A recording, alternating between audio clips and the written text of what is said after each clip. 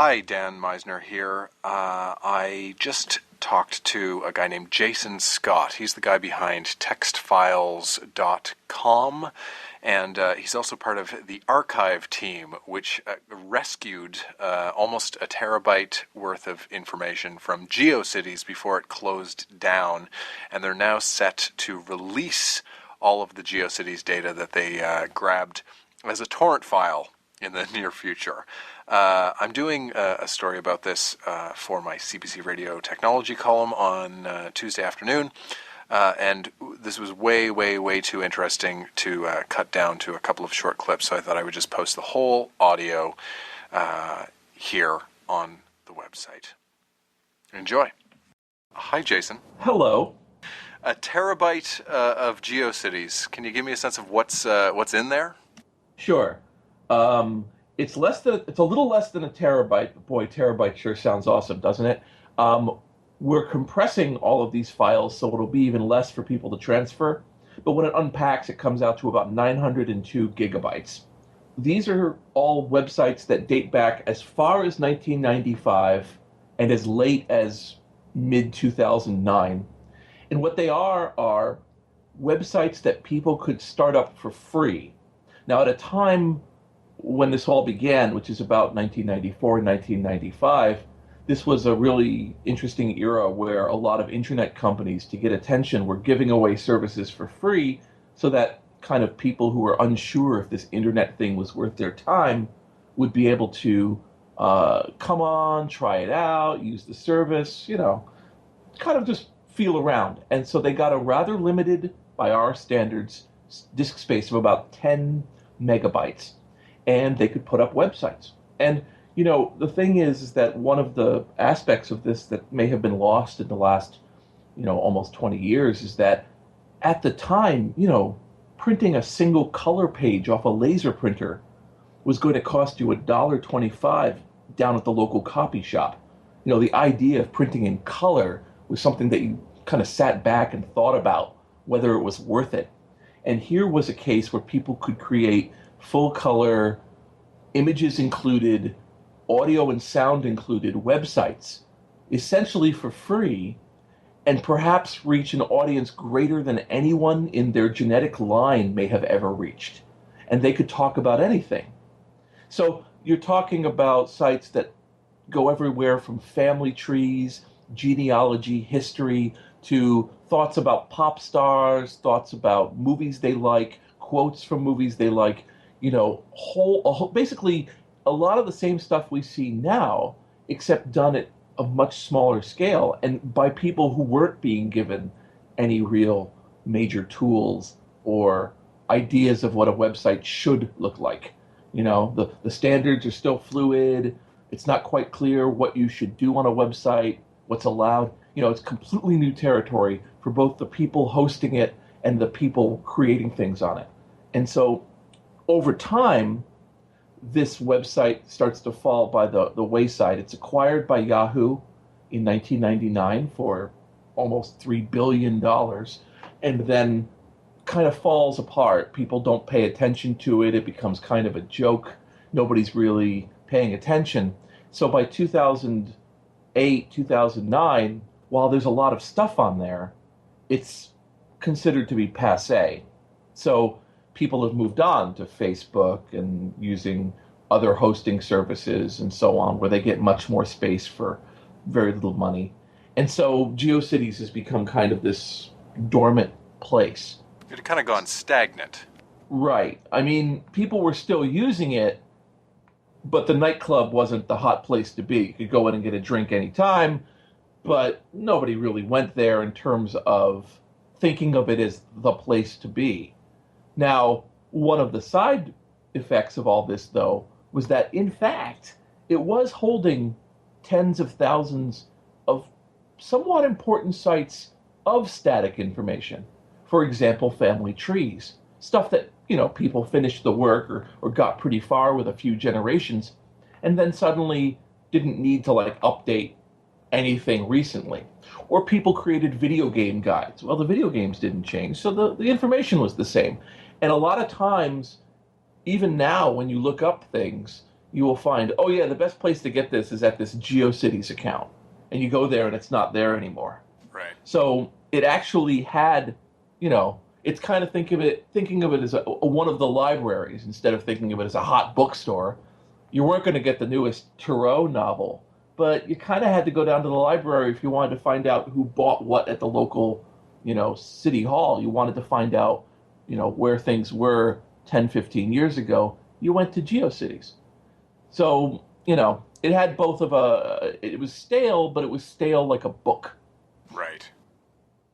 So, can you tell me the story of how you managed to grab all this stuff before GeoCities was taken down?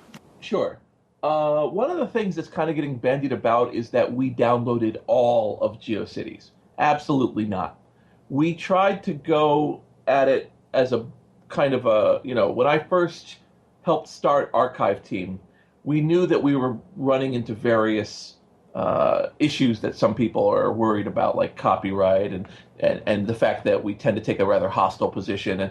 And what I found was that a lot of what Archive Team is vaguely activist, vaguely activist about old data and digital heritage. So I knew that there was a two-pronged approach. There's me, I'm the loudmouth, I talk about this stuff. And then there's other people who are more diplomatic and they went in through other channels. So my first thought was get a copy of this data as fast as possible through whatever means necessary by looking up what things linked to it and downloading whatever it was linked to and just go as fast as we could. And then another group was trying to contact Yahoo through regular channels to say, well, how big is it? How many user accounts are there? Can we get a copy? Can we broker a copy going to, say, archive.org or the Library of Congress or something for some sort of record?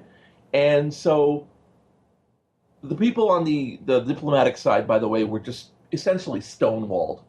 They were, we said, just tell us how big it is. How big are you right now? And they said, we can't tell you.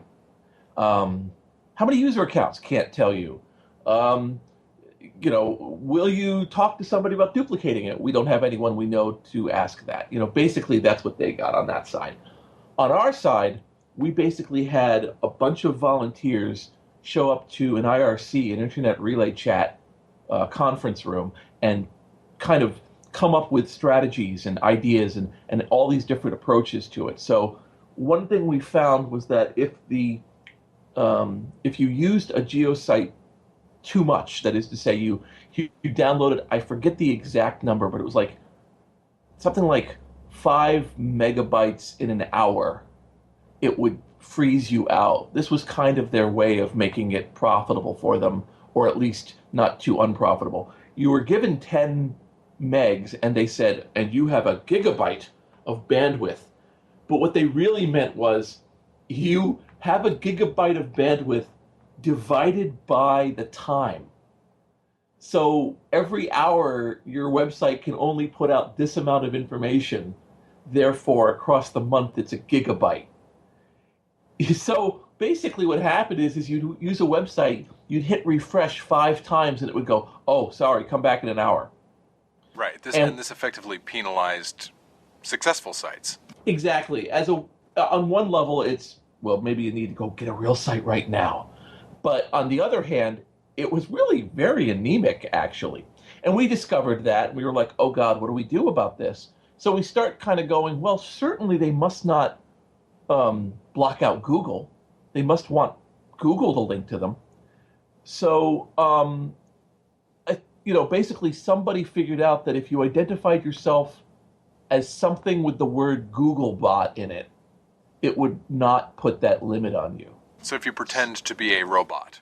Right. Well, the thing was, when you send information to a website with your browser by connecting to it, one of the things you tell it is what you are.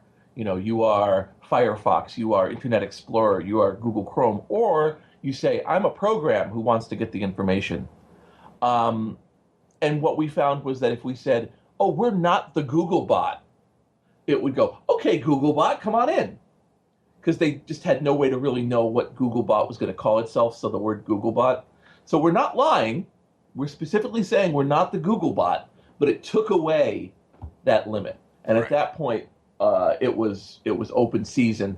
We had a couple guys who had 100 virtual machines connected to a 100 megabit connection, and we just ran it at full speed for weeks, going after everything we could find.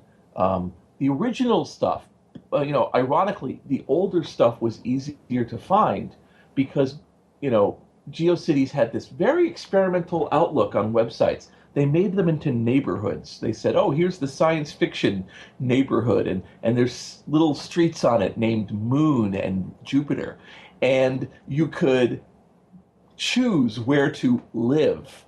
So you'd say, "Oh, I want to live in Area 51, and I want to be at site number 4552," and that was your address. And so you would go into these old websites like that, and it would be, "Hi, welcome to my area on Area 51." And as a result, because it was numerical and because we had a list of what all the potential neighborhoods were, that only took about a week to find the oldest information. The oldest thing I can find from our collection was from basically late 1994, early 1995. I think it's like a bullet, in a bullet list, and it was a series of pre-made graphics people could choose to use from, so it wouldn't go into their 10 megabyte quota. And there's a few of these older sites, 1995, 1996, that are in there, and we have stuff basically up to 1999 that way. So we have everything. Now here's the ironic part, which I love to tell people. GeoCities was free. If you didn't do anything, it continued to be free. Every once in a while, Yahoo would say, "Hey, we have a new promotion. Maybe you want to join our paid system? You can get a bunch more disk space. You can get rid of these stupid limits. And if you paid like whatever it was, I think it was like a few dollars a month, then you got moved to the Yahoo Pro hosting. But if you stopped paying, they would delete your account." So what we found was a lot of people had kind of taken the bait, not paid because they moved on, and lost their accounts. People who never paid once, never gave them a dime for 15 plus years, they survived to the end. Their stuff lasted the Yeah, longest. so the cheapskates are representing GeoCities. The ones who are like, "You know what? Nah, I'm fine with the limitations and the small space. Yeah, go ahead. Just, yeah, keep it going." Those people, they're the ones who we got. And who does that include? Well, besides people who moved on, it does include dead people. And in a couple cases, we had widows who contacted us who told us that the only record they have of their husband was this website he made before he died, and they never figured out his password because he didn't say it. They never figured out how to download it. Could we give them a copy? And yeah, we did. So, in some cases, it was just people who just were no longer around to do anything with them. And that's kind of what we run into now with a bunch of sites that move on. They'll say, "Well, we're being helpful. Just press this button and we will export you to our new service." And the fact is, they don't think about the people who are no longer around to press that button. And so sites get lost that may have value, and in some cases to the family. Anyway, so basically we started out going after those low-hanging fruit, those easily findable neighborhoods. But then Yahoo added that your name could be GeoCities / anything. It could be / geography guy or spaceman or whatever. You could have it be anything. Well, those are harder to find. We wanted, we said, "Can't Yahoo give us a directory of those names? Would that be so hard? There must be a directory. Why would you do that?" And the answer was no directory, and they certainly wouldn't tell us. And we figured out that they had they figured out that basically they had kind of moved it into a whole Yahoo kind of blob, and that there was nobody who really understood on the internal side what was a Yahoo account and what was a Yahoo account using GeoCities. All of our stuff was like, it was needlessly, but interestingly, like trying to observe how a store works with a telescope and binoculars looking in through the windows. No manager would talk to us. We couldn't ask cashiers. We could look at bags that people were bringing out, but that was it. That was how we figured it all out. And it was just the stupidest thing, but it was how it worked. We had to basically go, well, who's linking to what? Okay, here's how this is working. And we found some. The interesting thing for me was I found a website from 1999 from a guy who was working at Geocities, who had taken pictures of the Geocities cage and said, "Oh, we're installing a brand new blah blah, 9 terabyte disk array." So I started looking for Geocities and the name of that disk array company, and I was actually able to find a couple kind of, oh, we're currently this size and we have this many accounts. And, we were able to figure out some things that way. It was just silly detective work. So then we would do things like go to Wikipedia and find every Wikipedia article that linked to a GeoCities site, and then go after that URL. We would do Google searches for words. We started moving through dictionary words and saying, what Google links show GeoCities, URLs. And it's funny, that at the end, we found out other groups were doing this, and they had also kind of mounted things, and we just didn't know of each other. It wasn't conspiratorial. We just didn't know of each other. And this one poor kid, he downloaded a lot of GeoCities essentially by hijacking his ISP that he worked at. He basically aimed over all the resources of his ISP that he was an employee of to downloading GeoCities. He encountered that limit, and he didn't know how to get around it. So he wrote this unbelievably elaborate system that would, when it was told there was no way to download more that hour, would put it on a list of to-dos, move on, then go back and address the to-do list until it ran out again, and then put it on the to-do list. But he had so much processing, he was still able to do the work himself. We didn't have a full ISP behind us, but we had, I would say probably 30 or 40 people who were directly doing it. We had a few other people who were coming into the channel and saying, I want to help. And we had to say, well, we don't need another person doing searches. If you want to, we can give you some URLs. And we had some people who were like, oh, but I really wanted to help. And in one way, it's kind of sad because we weren't able to use them as much. But another way, it really shows that how bothered people were by this, like how annoyed they were that this was going down, and they wanted, with whatever they had, it was literally, we had a few people who had earth movers, and there were people showing up with shovels going, I just want to dig too. I want to be a part of this. And I think that feeling is something that Yahoo is very much ignored and not paid attention to. Jason, I want to pick up on something that you mentioned a little while ago, and that's this idea of what you call digital heritage. Yes. What do you mean when you say that? Okay. Well, as a species, as a race, as humans, we have always been interested in what came before us, and sometimes that information is used for, political reasons, self-justification, but sometimes it's used to understand knowledge that got lost because people at the time didn't know what they had. And we learn things because somebody works in the darkness, produces something, and is forgotten. And then as we get better and better at sorting through our old history, we learn more and benefit from knowledge that otherwise would be lost. Now, previously, this was on media that could be easily found if somebody looked for it, papers, boxes, artifacts. And what happened is that from, really the mid-70s and then going at a faster and faster rate, we have moved all of our experiences online. So where before you might produce a stack of Reader's Digests or a stack of National Geographics, now we're moving to things where you get a CD-ROM, or even more recently, you get an RSS feed, and it all goes in a digital fashion, stays in a digital fashion, is read in a digital fashion. It never reaches another point. And we're putting them primarily on spinning pieces of metal that have been magnetized at a microscopic level to tell a machine that this is information in this way. And that is a very, very short-term storage solution in the case of history. A lot of people who used floppy disks. Well, those floppy disks really often only had a lifespan of 5 to 10 years. You start to find old floppies that maybe can read 20 years, but in 50 years, no way, right? It's just not going to happen. You're going to have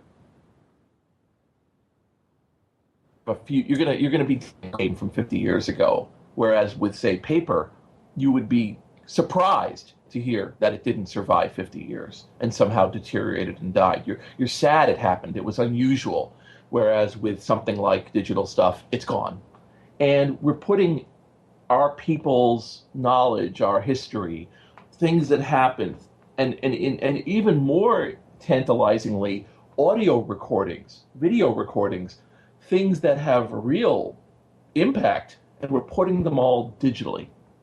And so basically what you're doing there is you're taking a very, very big bet on a very interesting idea. You're saying, let's do this really cool storage system that can transfer things everywhere, but it might all disappear. And so what we've seen now with something like GeoCities is that, Yahoo didn't turn it off because it was taking up too much room. Yahoo didn't turn it off because they said, oh, we no longer have the capability to administrate this. It's grown out of control. What it was when Yahoo went through one of its many management turnovers, the word came down, and we know this just from talking to people and stuff. It came down to, we gotta focus on our mission, on our core values, because we've done too much in too many places. We're losing money. We need to focus on doing a few things. And any projects or acquisitions that didn't have an advocate within the company, that is to say, there wasn't anybody who could go, oh, yes, we follow that mission. You should keep us. Well, those things are being basically shot in the head. And so Yahoo shut off a bunch of things in the last 2 years. And they're usually done in an extremely, extremely poor fashion. An example of this is Yahoo Pets. Okay? Now, again, people are going to go, yeah, okay, great, Yahoo Pets. That sounds really earth-shattering. But let's go with that for the moment. It was a website Yahoo ran that was basically dedicated to pet owners, to pet knowledge, pet information. It had message bases, it had user profiles, it had photographs, it had a knowledge base. Well, the reason it even existed was because Purina paid Yahoo in the early 2000s a certain sum of cash. I believe it was $7 million. And it was basically $1 million a year to have this dedicated website brought to you by Purina that would have all this information. And, oh, isn't this cute? Look, you can show pictures of your pets. You can talk about your pets. You can have little chats about your pets. Here's an encyclopedia about, yay. Well, what happened was the day the contract ended, and we're talking, 7 years from the date that they signed the contract, where it was $1 million a year, the exact day they completely wiped it. No warning, no acknowledgement of what it was, no keeping of the. Again, these were things that people had created. These were stories. These were lives of being described related to pet ownership and having a pet. Just died, and they immediately redirected all hits to Yahoo Women. Just boom. One day it's there. One day it is literally wiped out. Say that again. Yahoo Women? Yeah. Don't understand it. Don't know who to talk to about it. Everything got redirected to Yahoo Women, which was another subsite dedicated to women's issues, photographs, stories, forums. And I'm like, okay.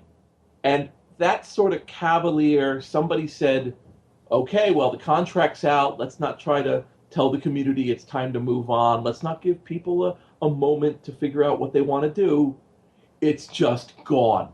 Nobody knew about this contract outside of Yahoo. Of course not, it's proprietary. So it just died. And this has happened a couple times with Yahoo. Yahoo removed a service called Yahoo Suitcase.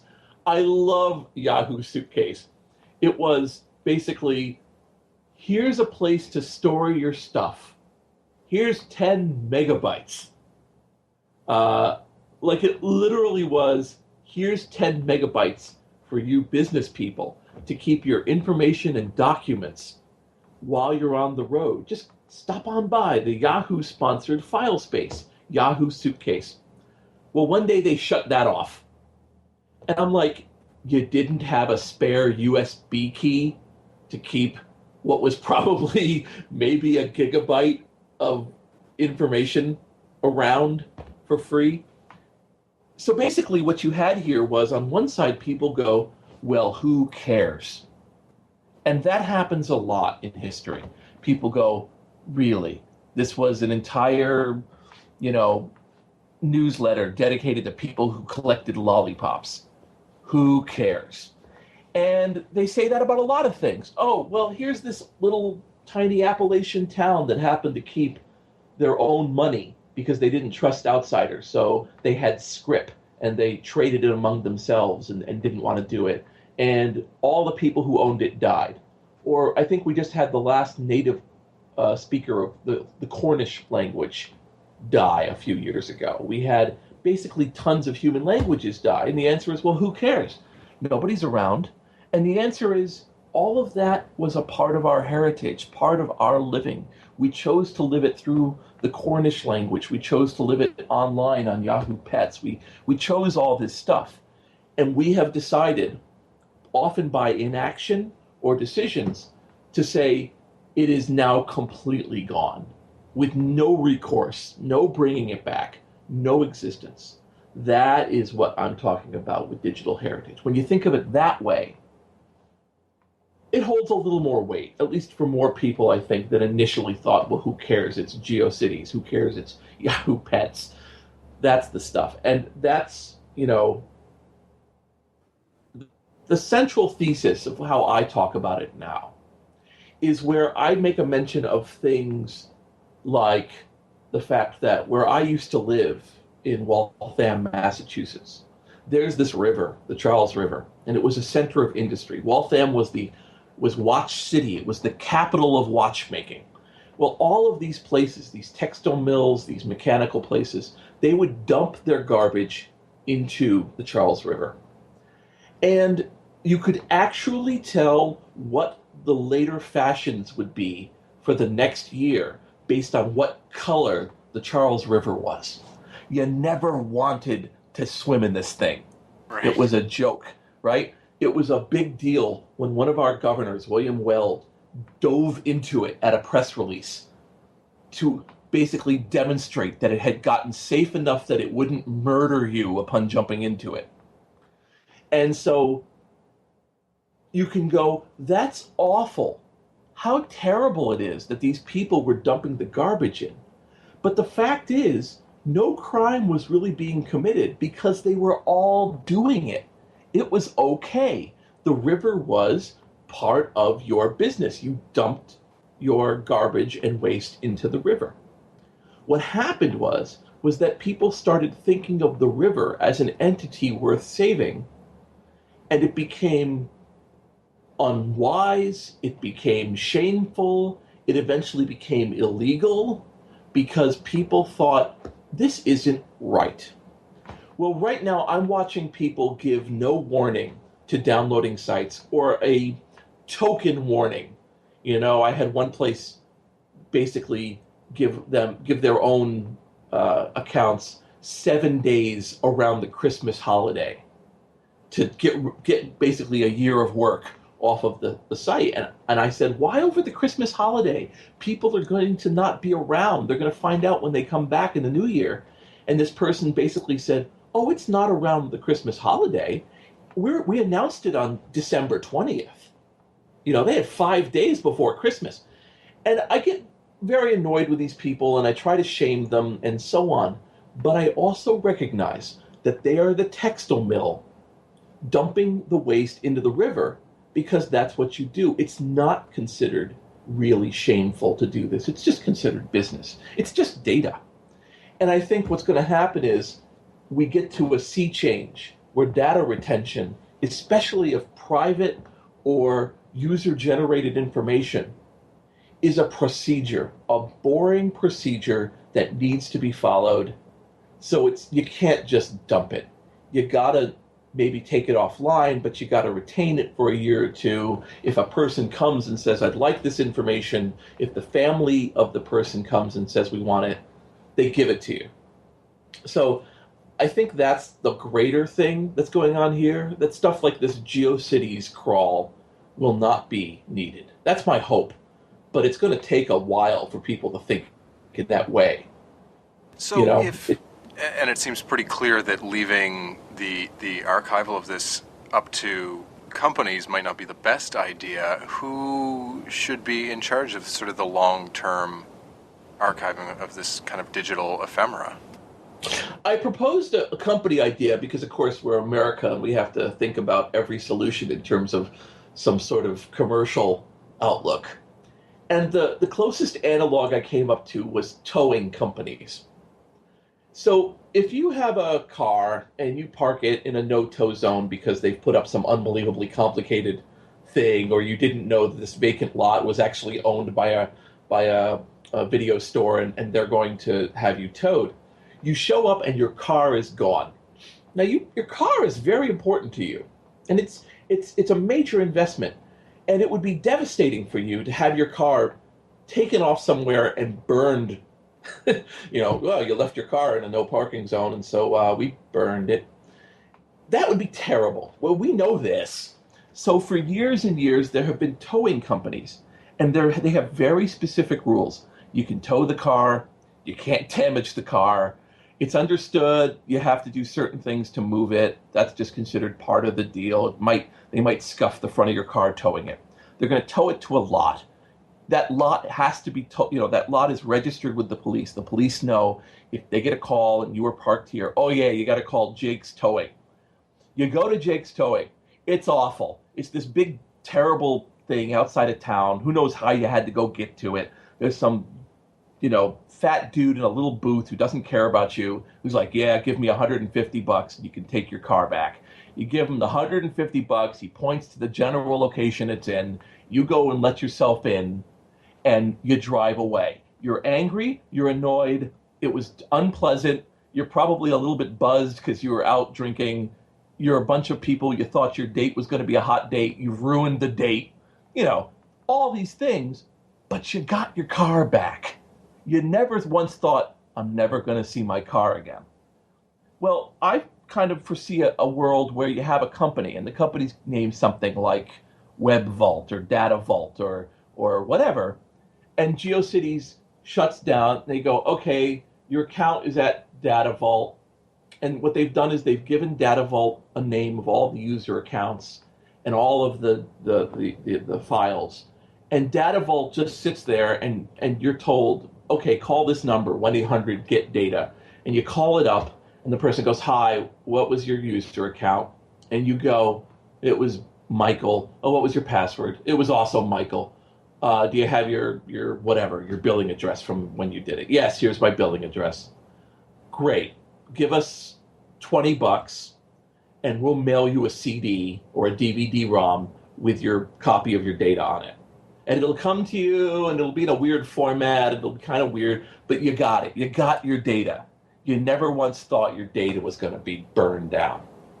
That's kind of that I came up with, just have it that, it gets shoveled off to some company whose job is to kind of hold it for a couple years as per the law, and they give it to you after a bunch of cranky verifications, and you get your data back. That's probably what it's going to be because we're human beings and we do things kind of shoddily about kind of the back end of things. But it'll work. It would work. My complaints would go away. You have the family go and they contact and they go, look, he died, but here's all of his info. And they go, okay, here's your CD-ROM. And will some people be able to fake information and get it? Yeah. but they could do that anyway. They do it. They do identity theft and things. That's just the price of just being on the internet. That does happen.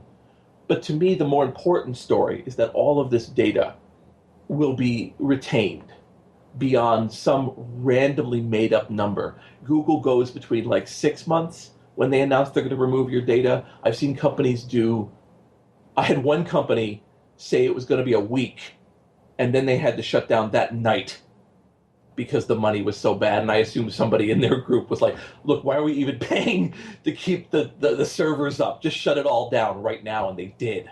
And I mean, an enormous amount of data was lost. I think it was podcasts. So you see, there's a whole greater piece of what this is, none of which is going to end up on your show, but at least it'll be on this longer interview. I was encouraged a little bit but when I read about what Facebook did, offering essentially a function where you could do a dump of all your personal information. They would send you a zip file or send you a link to a zip file, and you could grab all of your Facebook data in one place. Why put the onus on the whoever's doing this kind of hosted service? Why put the onus on a Geocities or a Facebook? Why not put the onus on the person who submitted included the personal information in the first place? Well, to speak to the Facebook thing, by the way, it's a nice change, but not for the exact reason you're mentioning. It's a nice change because it meant that Facebook was bowing to pressure about the fact that their data was locked in. We're very skeptical. I haven't really checked out their export function. We're skeptical what's going to come out of it. Like, will what comes out of it be of any use to anyone else? Like, will it be in a format that's even vaguely useful? Are they not going to include photos? Are they not going to include other artifacts? How far back will they go? So it's more like we're pleased that it became a feature. It became something you can crow about, on your sales calls and your press releases, but we're not sure how well Facebook implemented it. But going beyond that, the onus is on the person who has the data. Oh, it most certainly is. One of the first things, if you go to the archiveteam.org site, it says, okay, first, before you even start being unhappy that this is gone or whatever, go back up your own data. Go buy a USB key. Go to your documents folder. Drop that on a USB key, okay? Take stuff that you created yourself that exists nowhere else in the world and put it on a second thing. Do that before you even get talking about websites. Go take 10 minutes and go do that, please. Like, that's the first thing we say to people. Self-reliance is important. Do have your own data. The problem is that a lot of data is more and more being set up so that it never passes through you. So for instance, you take a photo of somebody on your cell phone. Well, you upload it to Facebook or Flickr or something. Well, great. It's on your phone and it's on Facebook. So it's in two locations, one of which is your cell phone, but it's kind of a pain in the butt to get it off your cell phone. It's kind of a pain. You can do it, but it's not so easy. And what happens is that people start using Facebook or Flickr or other photo services as their primary machine. They no longer have a local copy in the sense of it's on a hard drive or a piece of equipment in their home. It's now out there. Right. And I think that's going to become more and more easy. You're going to see things like Facebook dedicated phones that just send the information out and then are done with it. You don't keep it locally. And so as a result, some people are actually in a situation where for the ease, they've become ephemeral, really ephemeral. And that's a problem. But when you're creating items like your writings, you're posting to a forum, you're kind of working in the forums world. There's no way in a lot of forums to say, and by the way, synchronize back to me with the ease at which I was able to put it in my data. Gotcha. Like, we don't really do that. it's not considered to be a feature. I hope it becomes a feature. It would be nice if the thing said, so, are you running this program? And the program sits on your drive and it's a service. And what it does is it says, you are creating content and I'm going to watch your content. And as you create things, I'm going to create local copies of it. So, oh, I just saw you just uploaded a photo. Well, let me just store one over here for you. This is where you sent it to, and here's what it is. And then you just drop a program, and it goes, so here's all the information you've been posting out on the internet. Here's a local copy, or a copy stored on some service that you're paying for. But, then you can go back and go, oh man, what did I say there? Because that forum is now completely gone. Okay, well, here's my writings. Oh, and in here I made a really good point. I could use that again. None of this is technically impossible. It's absolutely within the realm of a grad student working on something for his thesis, at his programming class to get his master's thesis. He could do this service in a couple weeks. It's not that hard. In addition to, posting something online, you're kind of simultaneously CCing your own personal archive. Yeah, it's completely within the realm. It's just that, like I said, it's the sea change of convincing people that A, this is important, B, this is worth spending time on, C, it's actually rather easy to do. That's kind of where we move. The example that I give to people is in 1995, you committed 30 seconds to rendering a JPEG. Like, it took your machine about 30 seconds to render a JPEG image. Now the default view on file systems is a thumbnail view. It used to be, you wanted to put away a couple hundred images, you were going to commit an afternoon if you really wanted to look through them and figure out what they were and what are they, and download stuff and move it around. Now, you can go through thousands of images almost instantly. This new move that Apple and others are using, facial recognition, to go, I want pictures of my wife, and it'll go, oh, well, here are all the pictures of your wife, because I just figured it out. And they've actually moved now to using face recognition to figure out what the shot is. To go, oh, this appears to be a long shot of a person. Oh, this is a two-person shot. Oh, this is a one-person shot. Like, they're now doing that. It's all just kind of burning along. So none of this is particularly, difficult. I'm not by trade a developer. Like, I used to program a lot, and the boat's kind of past me as doing it professionally, and thank goodness. But I do know that at this point people could do this. I don't mind coming up with ideas and having someone go ahead and make $1 billion. Go ahead and do it. Go ahead and be the guy who's known as making the program that saved our history. I'm fine with it. Send me a few bucks if you feel like it, but I don't need it. Not that way. I'd rather the information be saved because it became cool and profitable to save it. How do we make the decisions about what we save, or is the default save it, save everything? Obviously, it depends on who you talk to. When I'm talking to you. When you're talking to me, I'm a person who says save everything because we have no idea. We are completely ill-equipped to know what is important. The issue becomes, is it physically possible? Is it financially possible? Now, in a world where I just saw a special go by this morning from one of my spam accounts, they were offering a 1 terabyte external drive for $54 American. So let's say you buy 2. So you have it on 2 terabyte drives. A terabyte is a lot of information. You're working hard if you're generating a terabyte of information. I shot a movie in high definition that was pulling in something like 100 megabytes a minute or more. Well, it took me 2 years to shoot enough high definition interview footage to fill that 1 terabyte drive. You gotta really work. And so disk space is not just cheap right now. It's cheap enough that you could buy multiple copies. So I don't buy into the what about the space wasting when it comes to digital stuff. But I hear you on the storage is cheap front, but what about the right, how on earth do we sift through all of this to find what's important later?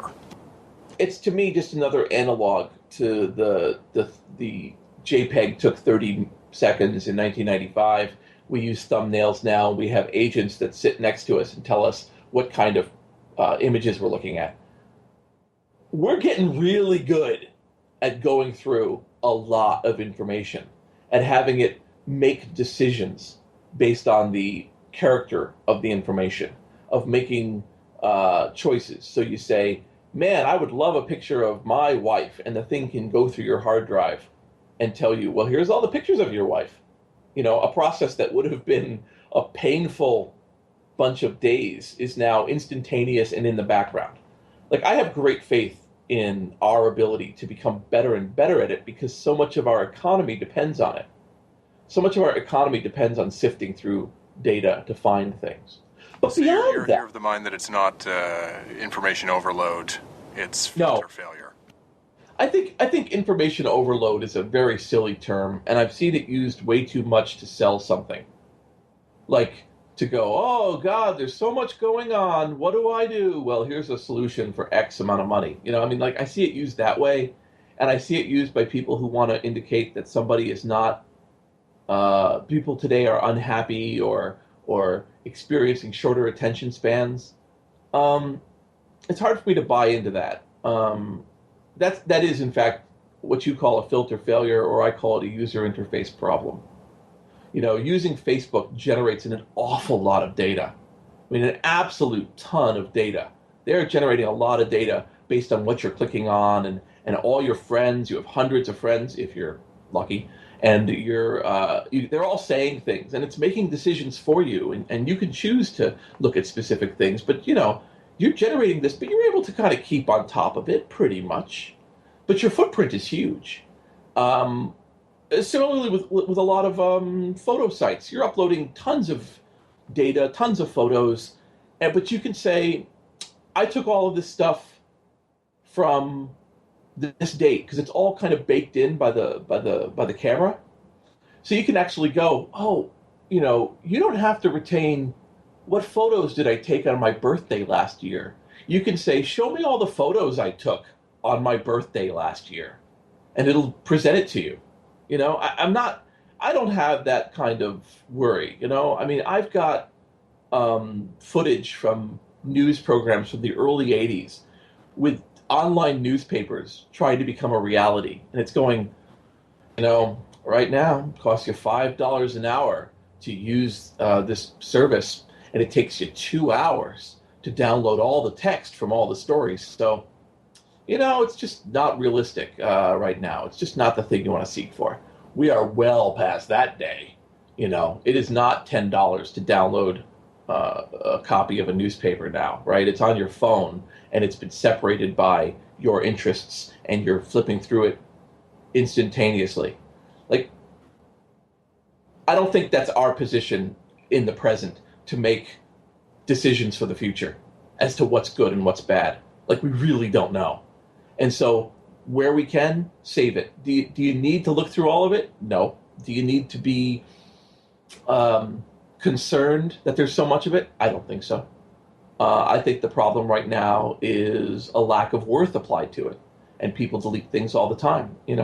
My one of my current part-time jobs is I am the official archivist for the Game Developers Conference, which is a commercial conference that's been running for 25 years that game developers get at. And you're like, well, how interesting is that? Well, I've got people who have gone on to make titles that millions of people play and millions of dollars have been generated from, talking out and sketching out ideas of how they came to come up with this idea. Well, I think that has worth. Seeing somebody from long ago who has died, I think that has worth. All of this stuff that you don't know. The example I give, I always have to have examples because it's a strange thing. The example I give is a Civil War letter from a soldier to his wife. And you look at, and I'm saying American Civil War, and so you have um, a a letter that says basically, hope the chickens are doing well. I know the cow was dropping a calf. Keep to it. We're here in whatever, and I miss you dearly, and I'll be back to see you. All right. Well, the thing is that some people might go, wow, that is an old letter. That is its worth. Other people will go, oh my goodness, it's telling him about farming. That's of interest. But then there's things like him mentioning them being in a location that nobody knew that we had troops there. Right. Like him mentioning that proves that we had troops in that state at that time. The paper that it was written on might have a watermark from a printing company that claimed it never did uh, work with that side of the war. And then you say, well, what do you mean? Looks like you guys were shipping paper because this soldier sent it there. The ink on it might indicate a kind of ink that no longer exists that they want to recreate. And that soldier will have left DNA on that paper that will let us learn more about him as time goes on. There's all of this other information that's kind of encoded in it. Now you say, well, what about digital heritage? That doesn't seem like that's going to have, obviously, it's not going to have fingerprints, and it's not going to have DNA, and it's not going to mark. But it is going to have things like timestamps. It's going to have things like turns of phrases. It's going to have things like maybe photos included of places that were destroyed or proof that something was where it was when it was. It's going to have all of this other coded information that a person down the line will take of interest. Um, And we can't know now what we're going to find interesting or want to know 100 years from now. Right. Everything's written in three times. The time that it was created, the time it's being written for, whether it's a day or a week or a month, and then the time at which we're looking at it. It exists in all three, and it has different information to all three and different meaning. So I think that there's a lot that we don't know that even coming back, I'm a big fan of like moving forward with the activist in me, proof that it is of interest. So on one of my websites, I have a page called This Page is Under Construction.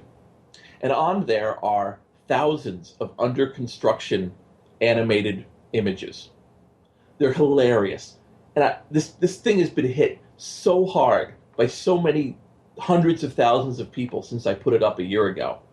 Because people go to it and they pull out of it all of this kind of feeling and knowledge.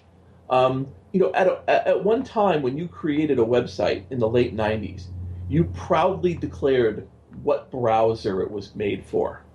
You said, this is a Netscape page. This is Internet Explorer enhanced.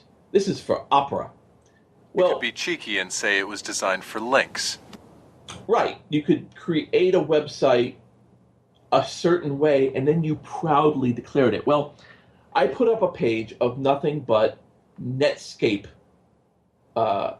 images saying created for Netscape, created by using Netscape, animated GIFs saying go here and get Netscape. And it's fascinating because you can see such a variance in the images.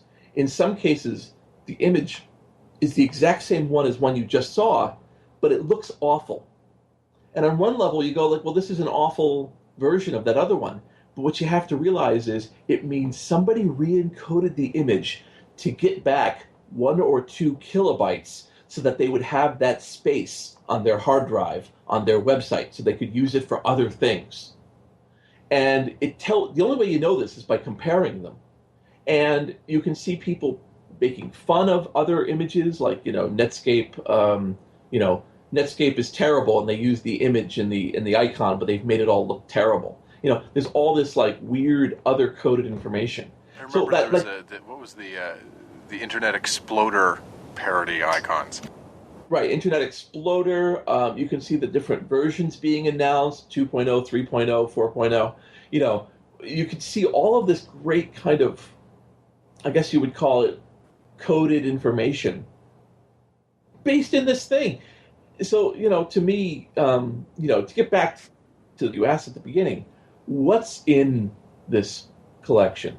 Well, the answer is human stories, human images, human thoughts about themselves, human sense of humor, a lot of writing about ourselves, a lot of being interested in things that are no longer interesting, concerns about situations that we're seeing over and over again, be they political or um, musical or societal, all these places and things that are being referenced that people go, oh, I didn't know anyone was thinking about that in 1995.